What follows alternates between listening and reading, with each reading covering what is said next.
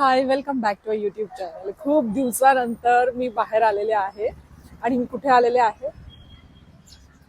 वीर माता जिजाबाई भोसले उद्यान and zoo. तर मी फिरायला आलेले आहे आणि खूप इंटरेस्टिंग असणार आहे कारण मी कधीच झूला गेलेले नाहीये आणि काय काय असतं हे बघण्यासाठी मी खूप जास्त एक्सायटेड आहे. तर म्हटलं चला जाऊ आणि दाखवू मला पाणी. तर तिकीट माझं काढून झालेलं, पण तुम्ही जर यायचा विचार करत असाल तर तुम्हाला एक पूर्वकल्पना असावी म्हणून मी त्याचा एक व्हिडिओ घेतलेला, ज्यात लहान मुलांचं, मोठ्यांचं किती तिकीट आहे, जर तुम्ही कॅमेरा सोबत नेत असाल तर त्याचं पण तिकीट लागतं आणि मोबाईलवर शूट करत असाल तर त्याला काहीही चार्जेस नाही आहेत. तर इथे आल्यानंतर एकदा तुमचं बॅगमध्ये काय काय आहे ते चेक केलं जातं आणि इथे भरपूर भरपूर झाडं आहेत, वेगवेगळ्या प्रकारच्या वनस्पती आहेत, वेली आहेत, औषधी पण वनस्पती भरपूर आहेत इथे. आणि इथे हा मॅप आहे, कुठल्या दिशेला काय आहे असं त्यांनी सगळं सांगितलेलं आहे. तर हा मॅप बघून झाल्यानंतर मी निघाले. हा लोखंडी तोफ म्हणतात याला, जो आधीच्या काळात युद्धाच्या वेळी वापरला जायचा. यात तो गोळा टाकून मग युद्ध पार पाडली जात होती. तर असा हा व्ह्यू, जो खरंच खूप सुंदर वाटत होता बघायला. बऱ्याच ठिकाणी काही काम चालू असल्यामुळे ते बंद केलं होतं. इथे ना खूप वेगवेगळ्या प्रकारची झाडं आहेत आणि बऱ्याच ठिकाणी झाडासोबत त्याची नेमप्लेट पण आहे, म्हणजे आपल्याला बघता येईल की कुठल्या प्रकारचं झाड आहे. पण हे एक जे झाड आहे ना, ह्याचं खोड खूप मोठं आहे, दिसतंय, आणि ह्याच्यावर एक पान सुद्धा नाहीये, एक पान सुद्धा नाही. चला पुढे दाखवते काय दिसतंय अजून. हत्ती आपण बऱ्याच ठिकाणी बघितलेला आहे. तर इथे असे 4-5 जे गेट दिसत आहेत, इथे हत्ती राहतात. म्हणजे त्यांचं खाऊन पिऊन झाल्यानंतर ते तिथे आत जातात सावलीत आणि आत जाऊन तिथे ते बसतात, उभं राहतात. व्हॉटेवर जे काय करत असतील तिथे त्यांचा चारा वगैरे असतो खाण्यासाठी. बाहेरही चारा आहे, तिथे त्यांना तलावासारखं जे काय पाणी वगैरे केलेलं आहे ते त्यात बसून अंघोळ करतात, पाणी पितात आणि पुन्हा जेव्हा त्यांना सावलीत जावंसं वाटतं तेव्हा ते सावलीत जातात. हे बघा किती छान त्यांना जागा केलेली आहे. मग इथे आम्हाला दिसली वाघाची मावशी, म्हणजेच आपली मनीमाऊ. इथे सिंहसाठी ही जागा केलेली, पण सिंह अजून आलेला नाहीये. सिंह येणार आहे असं तिथे बाहेर बोर्ड होतं. कदाचित सिंह आल्यानंतर इथे काचेचे फ्रेम, काचेने पूर्ण हे कव्हर करतील, म्हणजे सिंह आत राहील आणि आपण त्याला बाहेरून बघू शकतो. त्यानंतर इथे दिसत होतं की लांडगा सिंह, अस्वल, तरस असं बरंच काही आपल्याला बघायला मिळेल. आता थांबा, मी येत आहे, म्हणजे कोल्हाही इथे अजून अवेलेबल नाहीये. इकडे पुढे काहीतरी दिसतंय, इथे काहीतरी इंटरेस्टिंग बघायला मिळतंय. तिकडे फ्रूट कधी. अरे देवा, अरे देवा. यावरून लक्षात येत आहे की पुढे अस्वल आहे. आता सिंह तर नव्हता, कोल्हा नव्हता, अस्वल आहे की नाही ते आता आपल्याला बघितल्यावरच कळेल. अस्वलला आवडणारं फळ मग आवडतं काय होतं आणखी. ओके, तर अस्वल दिसलेला आहे. शांत बिचारा बसलाय, एकटाच खेळतोय. ही पूर्ण जागा जी आहे ती अस्वलसाठी आहे. तिथून आम्ही निघाल्यानंतर मला हे सुंदर अशी वॉल दिसली आणि मी इथे बरेच फोटोज काढले. त्यानंतर मला दिसलं वाघ. ओके, इकडे वाघ आहे. वाघासाठी काय काय आहे ते सगळी माहिती इथे लिहिलेली आहे आणि वाघ बघण्यासाठी सगळे थांबले होते की आत्ता वाघ येईल, तेव्हा वाघ येईल, आणि वाघ मला येताना दिसला.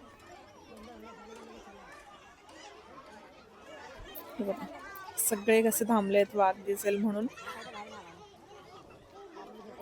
ऊन असल्यामुळे बरेच प्राणी ना आत जाऊन त्यांना जिथे सावली असते तिथे जाऊन बसतात आणि वाघ आलेला आहे.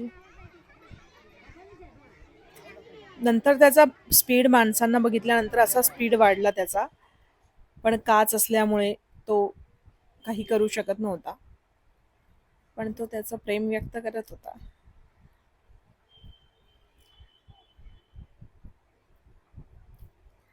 काच असल्यामुळे माणूस किती बिंदास वाघासमोर होता. आणि हेच जर काच नसती तर एवढी गर्दी एकही जण तिथे दिसला नसता. सगळी पळापळ झाली असती.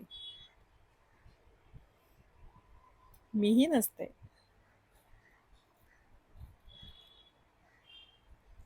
आणि शेवटी वाघ निघालेला आहे पाण्याकडे. त्याला वाटलं असेल चला आता बराच वेळ उन्हात राहून आपण थकलेलो आहे, थोडस थंड पाण्यात जावं, आंघोळ करावी, पाणी प्यावं. तसं ना प्राण्यांचं कसं असतं, तेच पाणी प्यायचं, त्याच पाण्यात आंघोळ करायची. मी म्हटलं बघू हा पाण्याच्या खालनं कसा दिसतोय आपल्याला. पण पाण्याच्या खाली पाणी एवढं दूषित होतं की तो दिसतच नव्हता. पण बराच वेळ हा पाण्यात असाच बसून होता. मग आम्ही निघालो पुढे काही दिसतंय का ते बघण्यासाठी. तर पुढे आल्यानंतर आम्हाला दिसलं स्पॉटेड डिअर, पेंग्विन, सांबर, पाणघोडा. म्हटलं इथे जाण्याआधी कॅन्टीन लागला आम्हाला. तर विचार केला की आधी काहीतरी खाऊन घ्यावं आणि मग पुढे निघावं. तर इथे बरंच काय काय होतं. समोसे, वडापाव, बर्गर,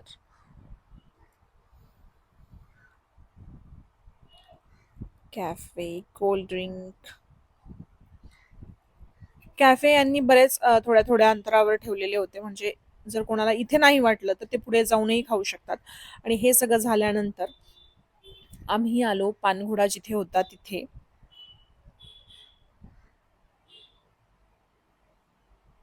तर 2 पाणघोडे हे पाण्यात आहेत.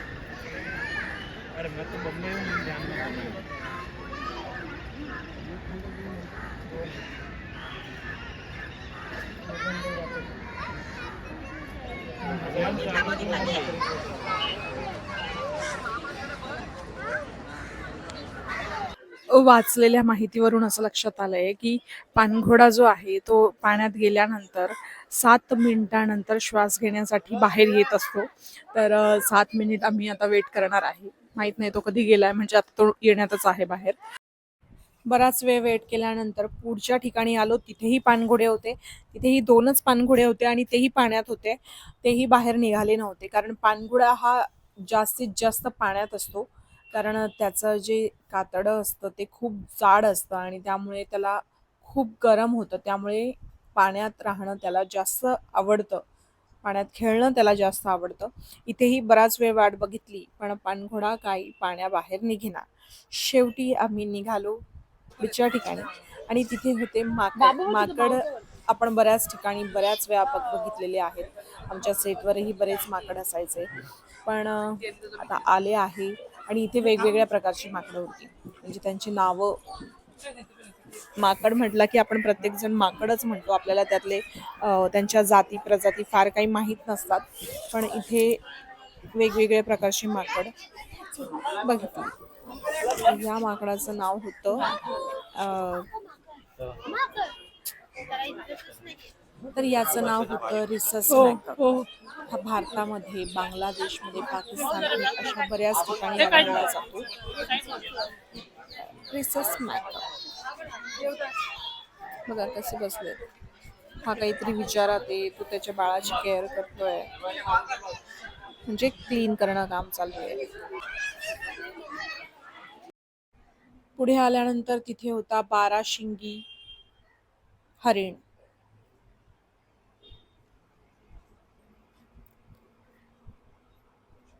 तर इथे हे सगळे झाडाखाली सावलीत होते. झाडाचं खोड आल्यामुळे ते प्रॉपर दिसत नव्हते. हे बघा. त्यांच्यावर व्हाईट कलरचे असे छोटे छोटे पट्टे किंवा स्पॉट दिसतात असं आपण म्हणू शकतो.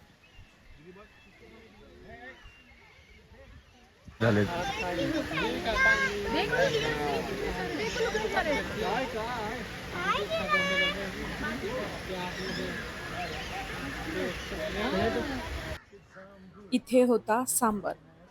सांबर एकच होता एवढ्या पूर्ण जागेत, पण त्याच्याकडे बघितल्यानंतर असं वाटत होतं की हे गाईचं पिल्लू आहे की काय, पण तो सांबर होता. त्याचे शिंग झाडामुळे की काय दिसत नव्हतेच, पण जसं त्यांनी इथे दाखवलंय त्यावरून की त्याची खूप मोठी शिंग असतात.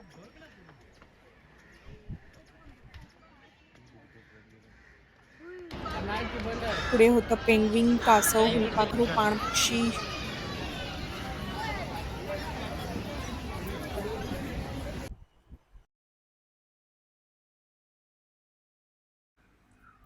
मग मी निघाले छोटे छोटे काटेरी रोपं बघण्यासाठी.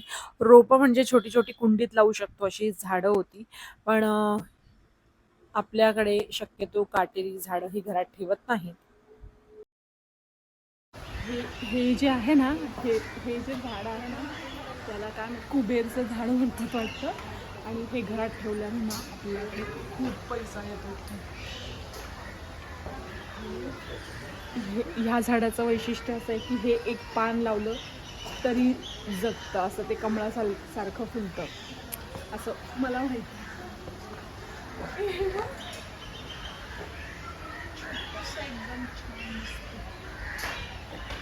हा छोटा ॲलोवेरा वाटतो, छोटा ॲलोवेरा.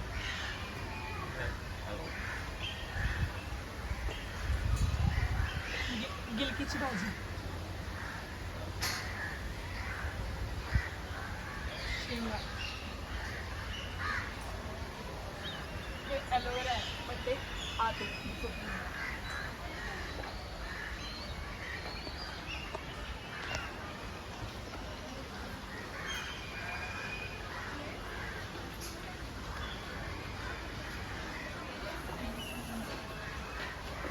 ह्याचा जीवच नाही झाला या झाडात.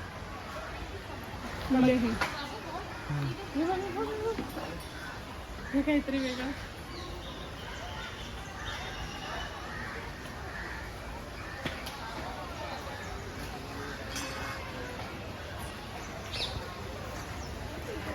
आता तिकडे फुलपाखरू आहेत, ते आपण बघणार आहेत. नेहमीपेक्षा वेगळं काही दिसतंय का ते बघूया.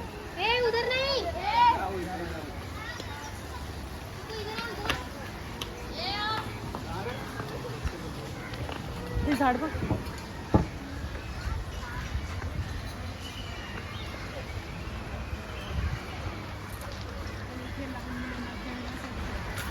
आता इथून पुढे पक्षी दिसणार आहेत. मोर पण दिसतोय म्हणजे असा नाही दिसत आहे, तसा दिसणार आहे तसा.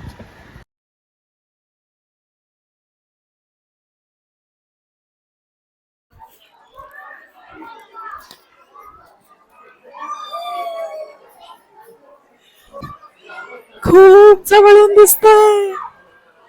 वाव. ह्याचं नाव काय? धनेश मालाबार.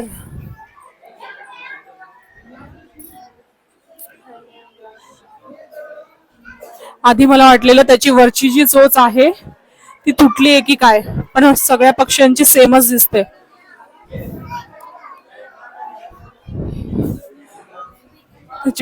त्याच्या चोचीने त्याच्या मानेला वजन येते की काय, झुकते त्याची मान, असं झालं मला.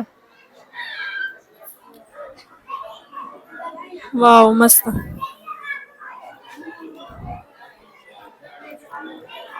हे जे त्यांच्यासाठी जंगलासारखा सगळ्या सोयी करून ठेवलेल्या आहे, म्हणजे जंगलात जसं कुठे कुठे होल, खड्डे आणि त्यांना लपण्यासाठी जी जागा दिसते भिंतींमध्ये कोरून ठेवलेली आहे, आणि फांद्या, झुला वगैरे, ते सगळं बघून मला खूप बरं वाटलं की त्यांना जसं ते जगतात त्यांना तसं जगायला मिळतंय.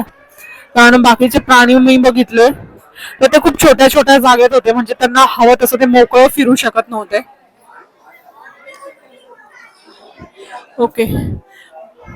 आणि बऱ्याच ठिकाणी एक एक दोन दोन, इकडे पॅरेट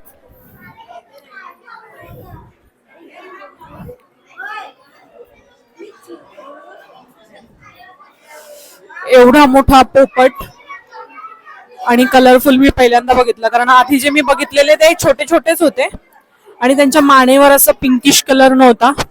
एक मिरची खातोय, वाव, स्ट्रॉबेरी.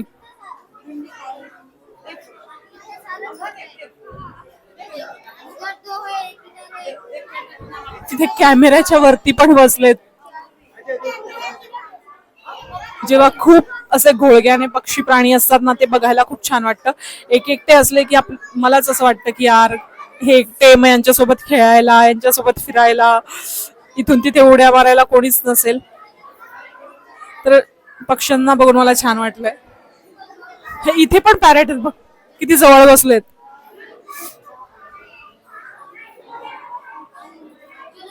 चला नेक्स्ट आपण काय आहे ते बघू.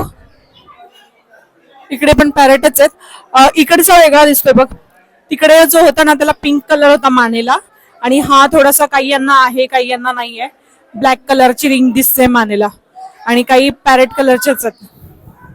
हे बघ ह्या साईडला इथे मटके ठेवलेत त्यांना घरट म्हणून. हे पण चांगली आयडिया आहे. पाणी संपलेलं आहे यातलं.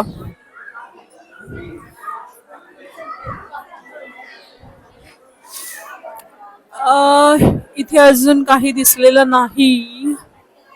काही दिसतंय का, काही दिसतंय का? इथे खारुताई आहे. खारुताई खूप वेळा सेटवर बघितलेली आहे. खूप खूप खूप जवळून बघितलेली आहे, हातात घेऊन बघितलेली आहे.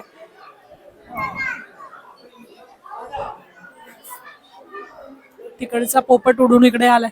या पोपटच्या पंखांवर बघ असे येल्लो येल्लो डॉट दिसत आहेत. Spotted parrot. तो तो कावळाच आहे ना? कावळाच असेल, कारण हे ओपन आहे ना, कोणी येऊ शकतं इथे. त्या साईडने ओपन आहे.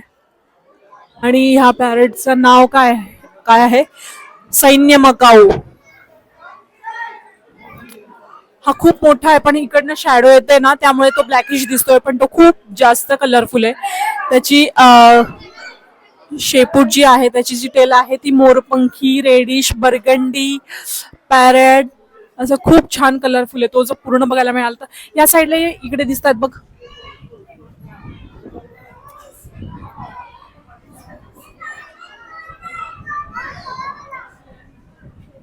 ऍक्च्युअल कलर नाही येते त्याचा, शॅडो असल्यामुळे, पण खूप सुंदर कलरफुल आहेत ते. राखाडी पोपट, जो पूर्ण कबूतर सारखा राखाडी दिसतोय, त्याच्या पंखांच्या खाली रेड कलर आहे. या साईडला या इकडनं दिसेल. African grey parrot. हा आफ्रिका साईडचा दिसतोय. दिसतोय झूम केल्यावर. हा, पण त्याचा जो रेडनेस आहे तो दिसत नाहीये पंखांखालचा. उडताना खूप छान दिसत असेल तो. ह्या छोट्याशा दोनच दिसल्या आफ्रिकन पॅरेट. या छोट्याशा दोन पक्ष्यांसाठी एवढं मोठं नेट करून ठेवलंय, जेणेकरून त्यांना व्यवस्थित उडता यावं. त्याची शेपूट आहे ना, असं वाटतं ती कट केलेली आहे. अशी लांब, जशी पोपटाची लांब लचक होती तशी शेपूट नाही वाटत आहे त्याची.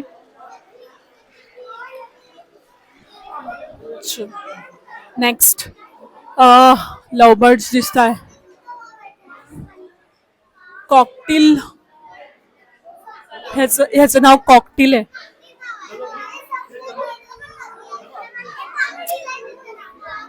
इकडे हे बघ, खाली खाली लँडवर दिसत.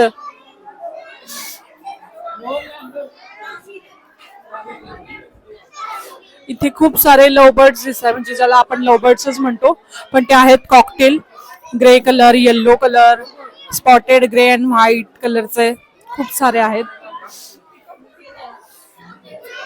आणि मोर आहे इथे लिहिलेलं, पण मोर इथे दिसत नाही. इथे फक्त लांडोरच दिसते. पण कॉकटेल खूप आहेत, खूप बऱ्याच प्रमाणात दिसतात. हे तेच आहे, तिथून इथपर्यंत तेच आहे. हे व्हाईट कलरचं एक दिसलं.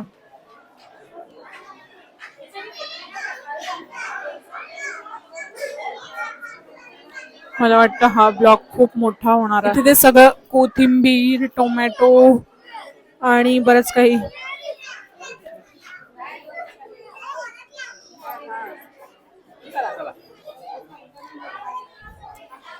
पक्षी भरपूर दिसले प्राण्यांपेक्षा. इथे काय आहे? इथे काहीच नाही आहे. इथे इथे चिमण्या, कावळे दिसत आहेत, बाकी काही नाही. आता मला वाटतं इथून पुढे काहीच नसेल. तिथे किती कासव वगैरे किती काय काय बघितलं. इथे काहीतरी बघायला मिळव. हा, इथे पाणी दिसतंय म्हणजे इथे कासव आहे, कासव आहे. इकडे जवळून बघ.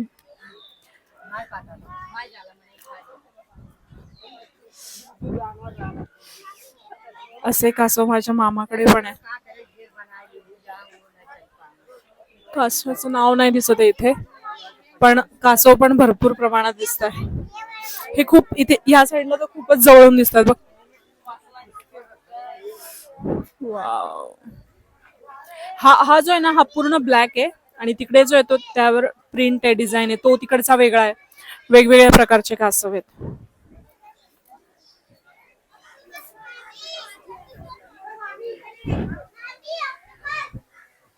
कासव कासव. इकडे काय? इकडे पण कासवच आहेत. इकडे अजून वेगळे कासव दिसत आहेत. इथले कासव अजून वेगळे दिसत आहेत.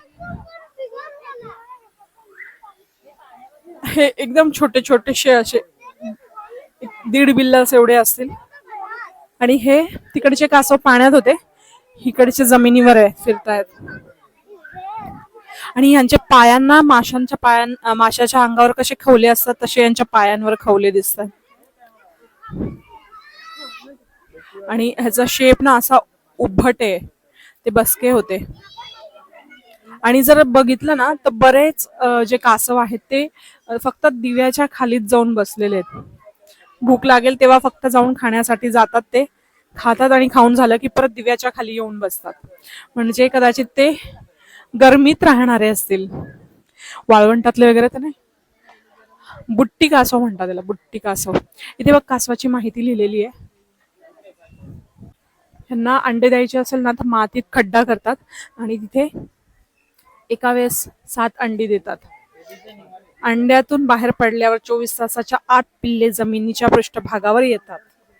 पिल्लांना जन्मतःच अंडेचे कवच फोडण्याचे साठी दात असतात. म्हणजे ते स्वतःच बाहेर निघायचं असेल तेव्हा स्वतःच्या दातानेच कवच फोडतात आणि बाहेर येतात. आणि हे पूर्णपणे शाकाहारी असतात. ते फक्त आणि फक्त व्हेजिटेबल्सच खातात. चलो, आता पुढे आपल्याला दिसणार आहे मगर. जर पाण्याच्या बाहेर आला तर दिसेल. बघूयात मगर दिसतोय का. पण हे पूर्ण पॅक केलेलं आहे, जिथे दाखवलं होतं मगरचं ते. बघू. असं वाटतं खूप काही लिहिलेलं होतं, तरस वगैरे, ते पण नाही दिसले आपल्याला. फिरून फिरून खूप थकलेलो आहे, त्यामुळे थोडा वेळ म्हटलं बसू. एवढ्या ह्याच्यात माझ्या ड्रेसला, माझ्या टॉपला मॅचिंग मला एक छोटस फुल दिसलेलं आहे. ते छोटस तुम्हाला एक गंमत दाखवते बघा. इथे ना ग्रिल लावली आहे की कोणी आत जाऊ नये म्हणून. पण आपले इंडियन पॅरेंट्स आत उड्या मारून मुलांना नेऊन तिथे त्याच्यासोबत फोटोज काढतात. हे बघा, इथेच नाही, हे जिथे जिथे आहे तिथे प्रत्येक ठिकाणी हेच घडतंय.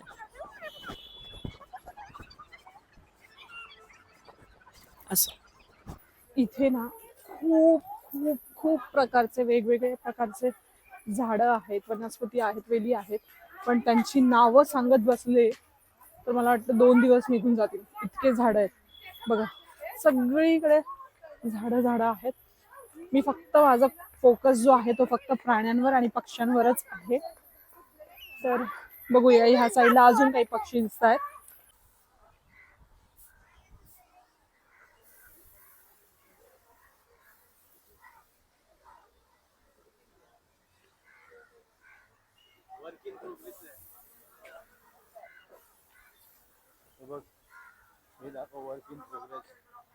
हम्म.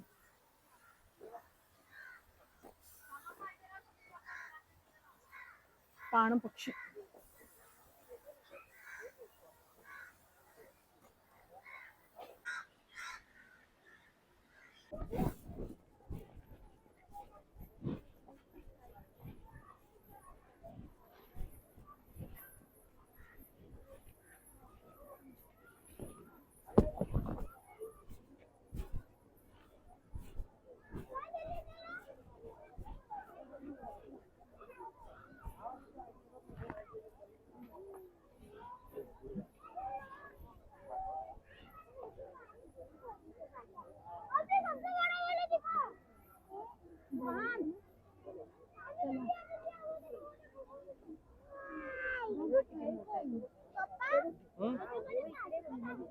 हा माकड नाही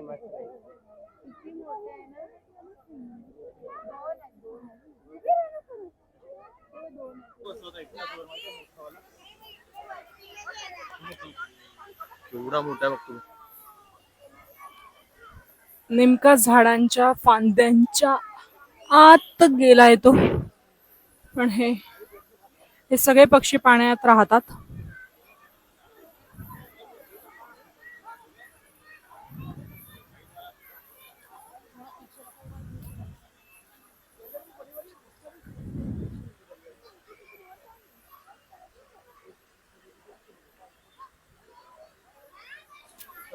हे पक्षी बाहेर उडू नये म्हणून याला पूर्ण नेटने कव्हर केलेलं आहे.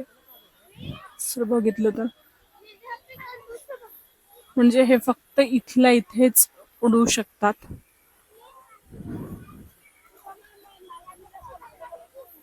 एवढा खर्च करून त्याला आणलंय तर मग ते तेवढं प्रिकॉशन तर घेतीलच.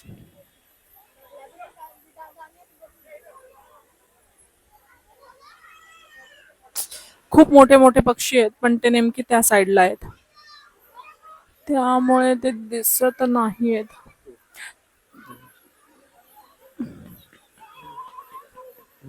फक्त ओ तिकडे गेला तो.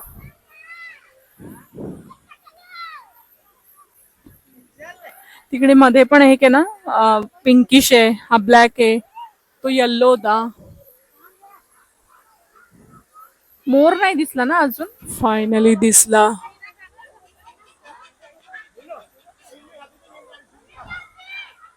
यांनी जो पण पालापाचोळा घेऊन घरट बांधलेला आहे ते सगळे घरटे सुकलेले आहेत. इथल्याच झाडांची पानं फांद्या घेऊन घरटे बांधलेली आहेत. पण ती घरटी एवढी विरळ आहेत की वर अंड ठेवलं जरी त्यांनी तर ते खाली पडेल असं वाटतंय.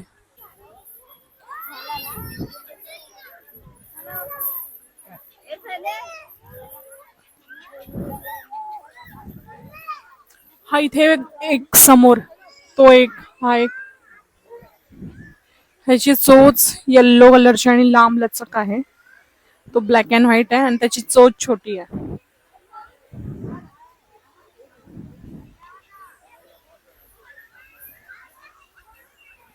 आपण मोठ्यांना बघण्याच्या नादात लहानांकडे लक्षच देत नाहीये.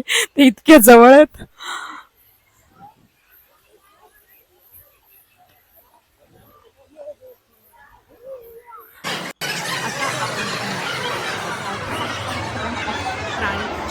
प्राणी पक्षी म्हणण्यासाठी बोलते की तो प्राणी तर आहेच पण त्याला पंखही आहेत म्हणजेच पेंग्विन. तर पेंग्विन म्हटलं ना की लहान असताना टाकाऊ पासून टिकाऊ बनवायला जेव्हा सांगितलेलं तेव्हा मी एकचा पेंग्विन बनवलेला. त्याला घोटिओ पेपर जे आपण म्हणतो ब्लॅक कलरचे लावून आणि आय ड्रॉपचं जे वरचं टोप पण असतं जी कॅप असते ती लावून आपण सहज पेंग्विन बनवू शकतो. आणि आज त्यानंतर मी पेंग्विन असा माझ्या डोळ्यासमोर बघते. तर पेंग्विनसाठी एकदम त्यांना जे हवं ते टेम्परेचर सेट केलेलं आहे इथे.